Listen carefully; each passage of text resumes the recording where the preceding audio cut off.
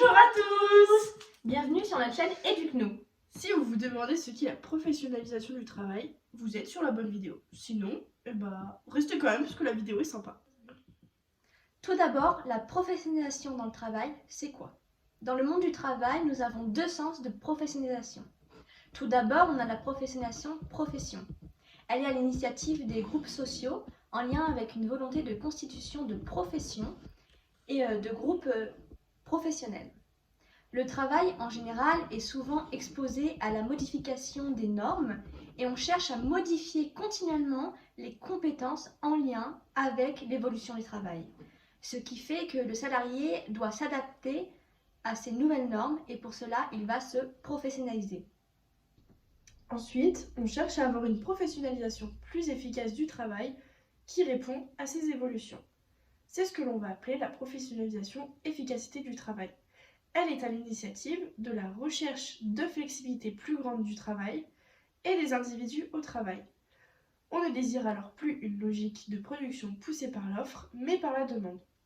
Selon Richard Witkowski, suite à cette demande, on va demander aux salariés d'être non seulement acteurs, mais aussi auteurs de son travail. Il s'agit, selon Duguay en 1999, d'une décentralisation des responsabilités pour répondre aux nouvelles normes du travail.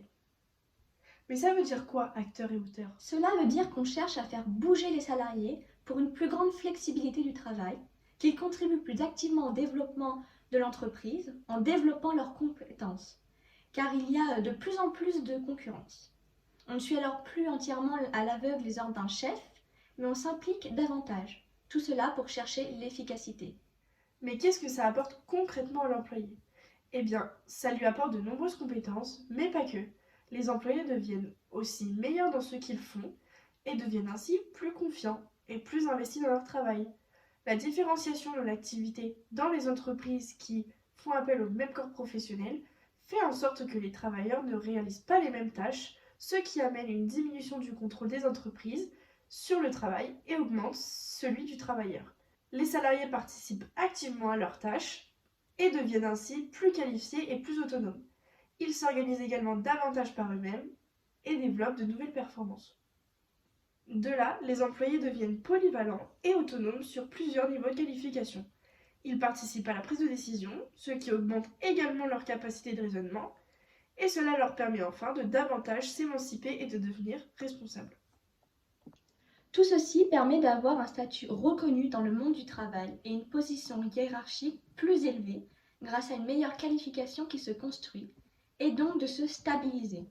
Mais ça permet aussi à l'individu de se sentir mieux au travail, de se sentir davantage utile et impliqué professionnellement parlant et d'être plus épanoui. Et socialement, la professionnalisation dans le travail donne une culture commune dans l'entreprise, dans le travail visé, et permet de s'intégrer dans un milieu et de se faire une place.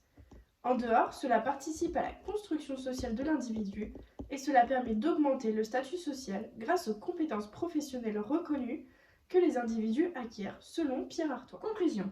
Est-ce bénéfique pour le travail et pourquoi? La professionnalisation dans le travail est en effet bénéfique non seulement pour les employés, mais également pour le travail lui-même. Elle apporte un travail plus flexible qui fait appel aux ressources des personnes et de leurs compétences qu'ils accumulent et améliorent. Tout cela pour une meilleure efficacité, car la professionnalisation dans le travail apporte une meilleure organisation qui augmente la qualité et le temps de production, à l'aide d'employés plus qualifiés et plus investis. Cela pour répondre au mieux à la demande. Merci d'être resté jusqu'au bout de la vidéo. Vous êtes maintenant bien calé sur le sujet de la professionnalisation du travail et vous pourrez vous la péter devant vos collègues en balançant toutes vos connaissances. N'hésitez pas à aller voir d'autres vidéos sur la chaîne YouTube, de mettre un petit pouce bleu et de vous abonner. Au revoir!